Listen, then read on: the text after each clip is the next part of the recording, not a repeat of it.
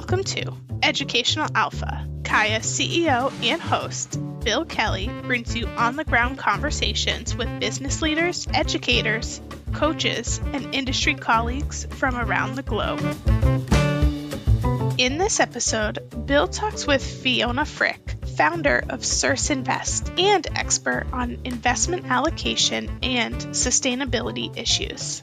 With over 30 years of experience in asset management, including 12 years as a CEO, Fiona is recognized by the financial industry as one of the most influential women in European finance. Dedicated to creating bridges between the finance industry, sustainability, and academia, she is a respected speaker on economics, financial markets, investment allocation, and the growth of sustainable finance.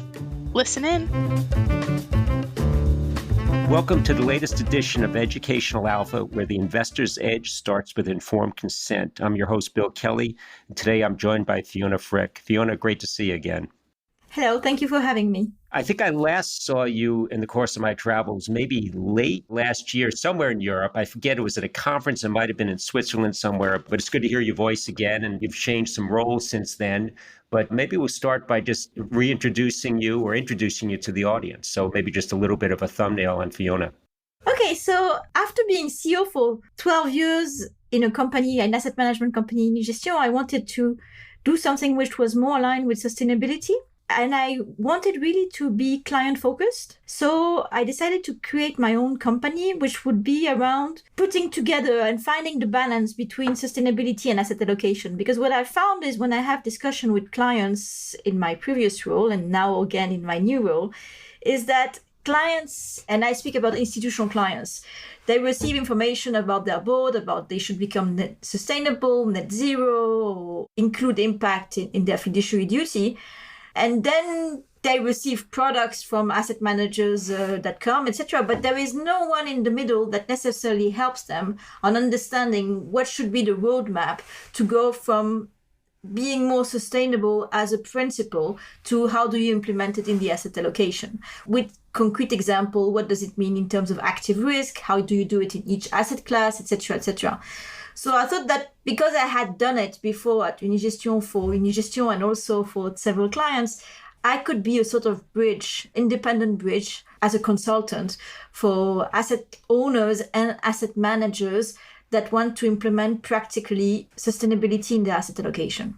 I think I saw you, I don't know if there's a video or reported, you had a great line, I think this is your prior role, where you said, no risk, no progress. And I think that certainly applies when you're thinking about investing capital. But what's the mindset when you think about that tagline for sustainability and your current role? I think it has great application, but I'm just curious to see how you view that. So what is interesting is that for institutional clients, adding sustainability today is seen as a risk because at the end, it brings active risk, which is tracking error. And then the time frame of when is this active risk going to pay is not necessarily the time frame, which is the time when they are measured in terms of performance. Because in fact, when will better companies which are better managed in terms of climate transition will have an alpha in regards to others, can be in 5 years, can be in 10 years, can be in 20 years. Because in fact, before 2050, we will not necessarily know who is the winner in that story. So there is a sort of active risk that you have to take if you want to integrate sustainability, which is not necessarily aligned with the time frame of investors or investment managers or CIO in institutional clients. So that's the risk you have to take when you integrate sustainability.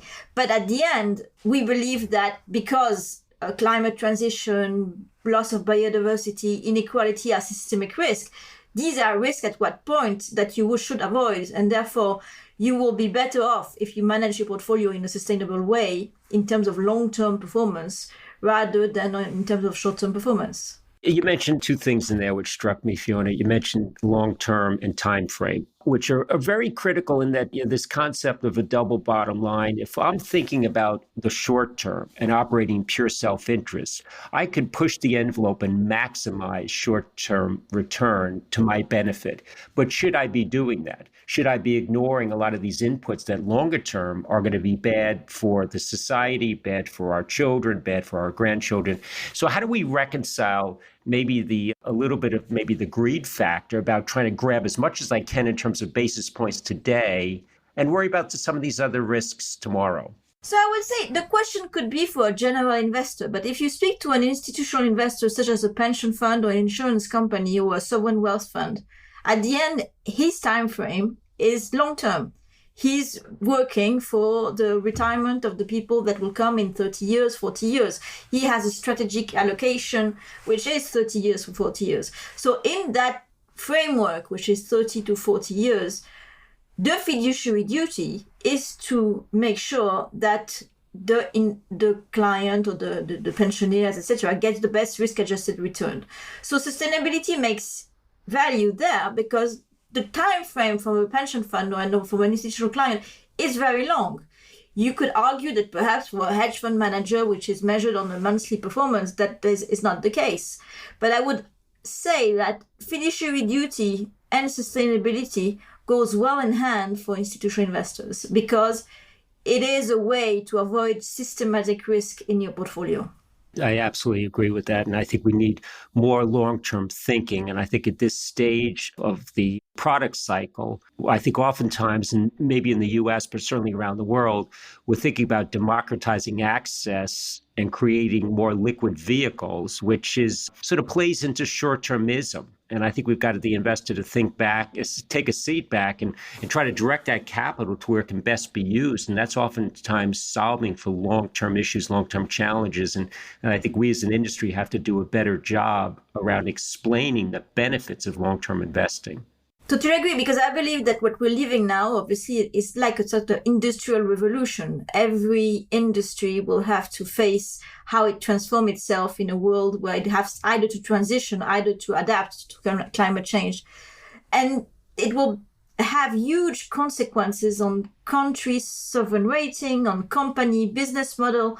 And you have to take that into account. The only thing is you don't know if this is going to hit in 2025, 2030, or 2050.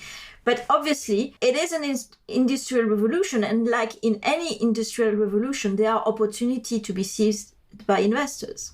Yep, I absolutely agree. So I want to come back to Circe Invest for a second, Fiona, and maybe the reasons why and why now. And every career has its seasons and reasons to a large degree. And maybe like you, I left the CEO post of a large asset management firm many years ago, and I'll be celebrating my 10th anniversary at Kaya in another few short months. And I'm not sure the motivation that drove me here, but I'm very happy I am because it's put me in a very different vantage point where I'm not having to explain investment performance to a client. I'm really trying to explain to the asset managers and the industry as a whole why more transparency leads to better outcomes in the long term.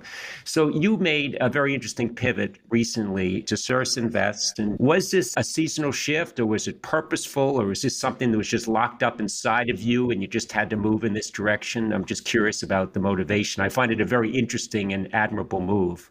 I think a purpose which was locked up in myself for quite a while.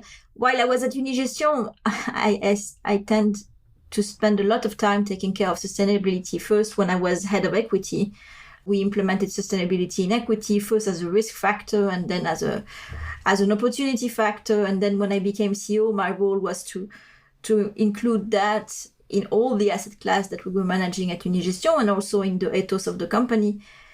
And I wanted to go further in that direction. And when I was speaking with institutional clients, I saw that there was a need for an independent consultant that comes and helps them without having in mind at the end to sell them a product or a performance. And I thought that was going to be a nice transition for me to be that bridge, to be that independent consultant, which will tackle the two things which I preferred in my job, which was one, working with sustainability and understanding how to invest in a sustainable way. And second, working with institutional clients because I like the way they allocate capital and the reflection behind that, which I found very complex and sophisticated. And the interest in sustainability, I think, largely speaking, varies by geography. Is your client base more European-centric? And if it is there a message to the U.S. market? Do we need to follow an example or do better, do differently, or do you see all clients created equal in terms of where they are on this sustainability spectrum in terms of awareness? Several answers to that. Even in Europe, there's a lot of difference. So there are the institutional clients that consider sustainability as a way to manage risk, and therefore you have to reduce the risk of some ESG factors, and therefore you invest in a way that reduces this risk. So it's mainly a risk mitigation factor, which is mainly the case today in Switzerland or in Germany. And you have other countries in Europe like the Nordics, where they believe their fiduciary duty is not only to the retiree or the end client, but also to society on a larger term. And when they say society, is the social benefit that their investment can have. So you really have the two views in Europe. And I would say that in the US, you have the same thing. You have obviously some region of the US which are perhaps more going on the other direction, but you have pension funds such as CalPERS and CalSTRS, which have been at the forefront of that subject for decades. So it's really different between institutional investors, and it's really different, I would say, on how do they define their fiduciary duty. And I think those differences come back to a lot of things, but maybe most notably, very little in life is black or white. We mostly travel in shades of gray and everything else in between. And maybe to prove to you, I did a little bit of homework before this discussion, Fiona. I went all the way back to your undergraduate days. And I took note that you were a literature and philosophy major, which I found incredibly interesting because that is gray. It's not black or white. And we have so many black and white thinkers in this industry. Maybe that was not part of your grand plan back then, but I think it does open the mind up. Now, you went on and got your MBA clearly, and that was obviously important. But how important is an open mind and understanding the vagaries of the shade of gray, both in your prior role and your current role you're in today?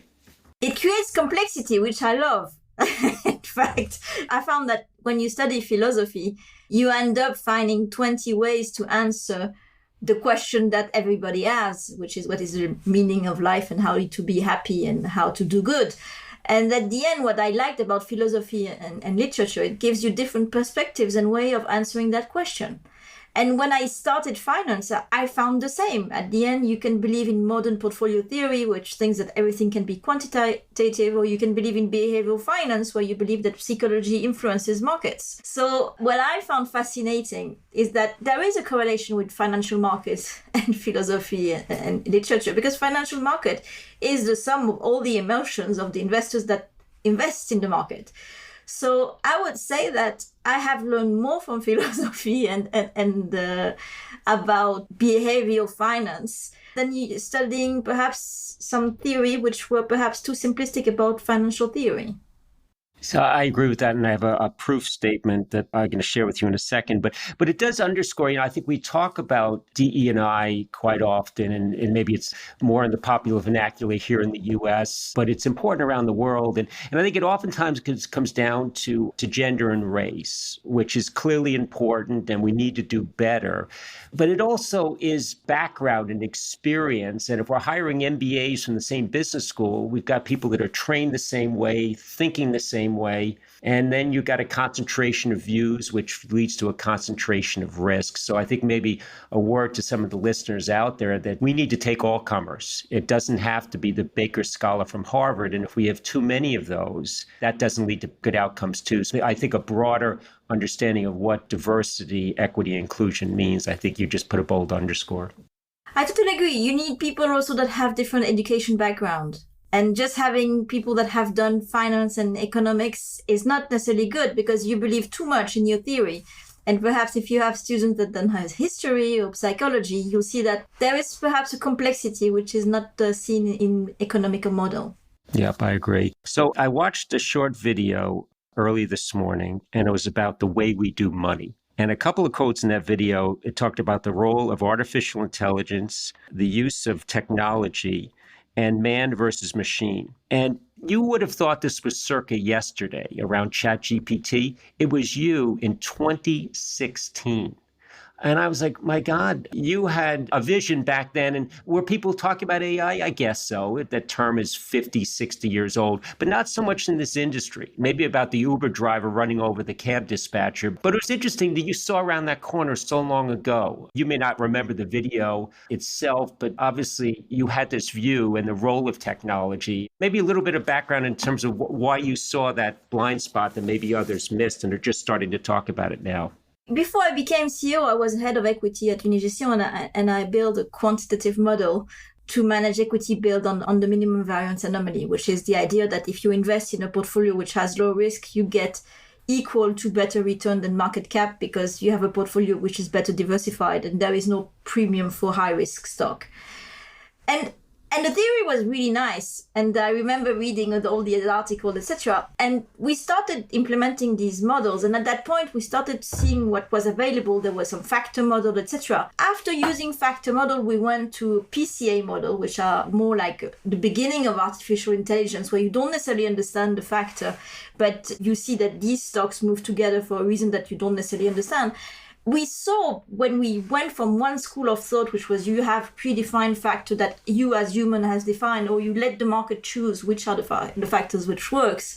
There was obviously a much better description of the risk and the potential return of a stock. And then we liked investing in quantitative model, which moved from traditional factors to artificial intelligence, because we believe that it gave a very good explanation of a broad set of data that us as human cannot put together.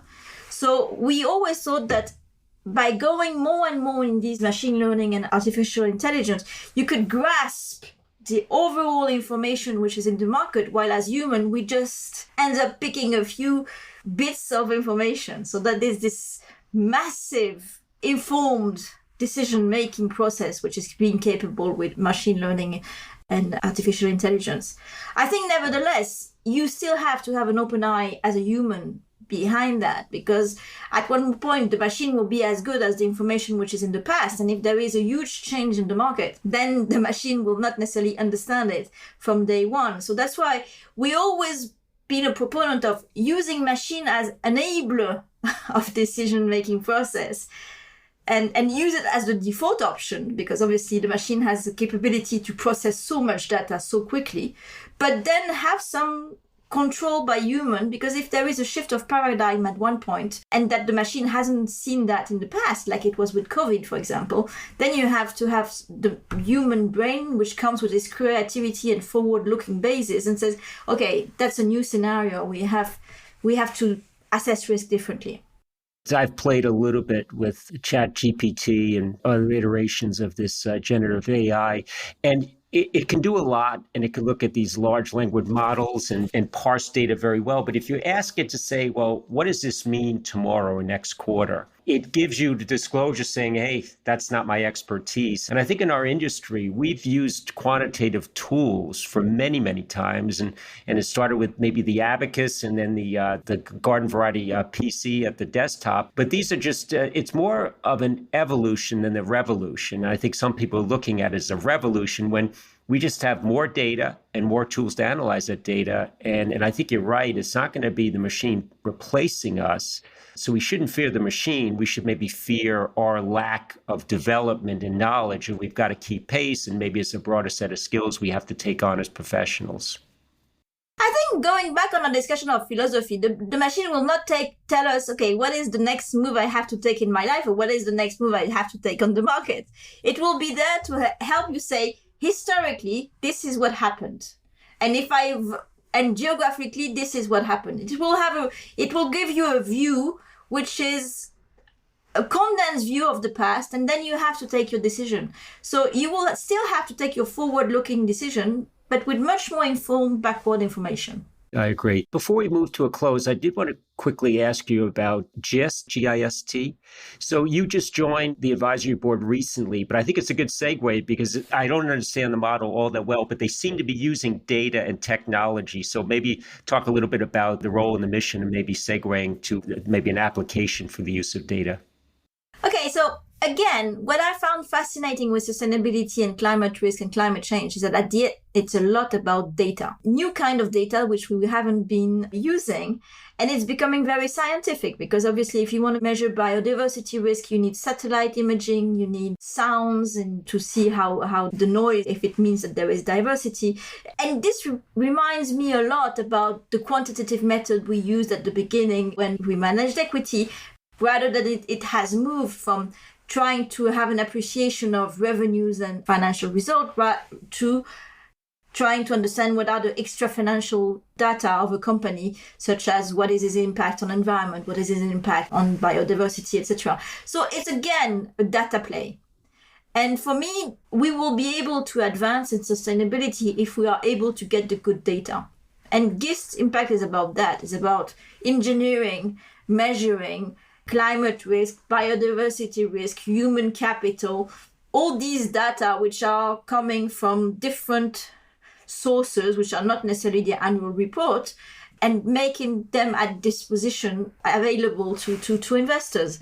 And for me, the name of the game for sustainability is good data, which explains my interest for GIST, because I think they have very good data on impact. And whatever informed decision I want to do in sustainability, I will need good data on impact. And I think that then the more independent that data can be, I think disclosure and measurement are the two biggest obstacles to trying to manage any risk. And when you talk about ESG and assuming it's a single risk factor, first off, that's not correct. But then you've got to think about the sub-risks below, and data is what unlocks it clearly. So Fiona, Educational Alpha is the title of this podcast. It's always pleasing to the listener to maybe have a bit of a takeaway. Congratulations on what I think has been an awesome career with many legs left to it. I think you've done an excellent job of pursuing not only your interests, but keeping the best interest of the investor close to heart, which I think is great too. But any closing observations for the audience? No, I look forward for my next leg, which I will say it's very client focused and which I believe is really important for investment and for society. I think it's quite important to give meaning to finance again. And finance is a catalyst to change and a catalyst to opportunity. So it is important that we go and explain what is finance about and why is it useful to society. Well put. I think that on my side, I'm probably in the autumn of years in terms of the seasonality of my career. I think you're more in the spring, and I look for many great seasons ahead, and I'm sure I'll see you somewhere around the world. But Fiona, thanks for the insights, and thanks for joining me. Thank you so much. Thank you for listening to Educational Alpha. I'm your host, Bill Kelly. Learn more about the CAIA Association and subscribe to the show at caia.org. That's CAIA.org. See you next time.